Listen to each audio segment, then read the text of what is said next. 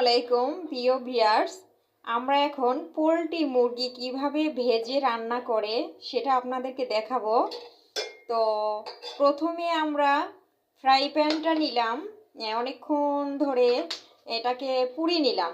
পুড়িয়ে নেওয়ার পরে এখন আমরা তেল দেব। তেলটি কী তেলটি আমরা ব্যবহার করব? সরিষার তেল। কারণ সরিষার তেল দিয়ে রান্না করলে এটা ফ্যাট খুবই কম, আর দ্বিতীয় কথা হচ্ছে এটা স্বাস্থ্যসম্মত।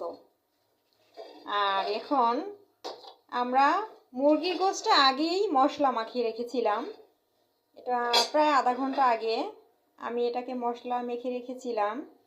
এখন আমরা ভেজে নেব। দেখুন কিভাবে দিচ্ছে, এই তো সুন্দর করে সাজিয়ে নিচ্ছে। দেখুন আপনারা, আমরা এটাকে একেবারে ভেজে লাল করে নেব।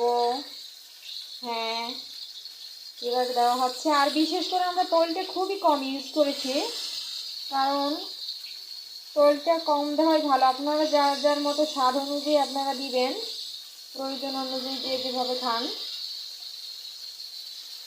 দেখুন কিভাবে সাজিয়ে দেওয়া হচ্ছে। মাংসটা এভাবে ভেজে নেব। আর বিশেষ করে এটা রান্নার পরে মনেই হবে না যে এটা পোলট্রি মুরগি রান্না করা হয়েছে। আপনারাও এরকমভাবে খেয়ে দেখবেন কেমন লাগে। দেখুন কি সুন্দর করে সাজিয়ে নেওয়া হয়েছে। আমরা এটাকে কিছুক্ষণ ভেজে নেব।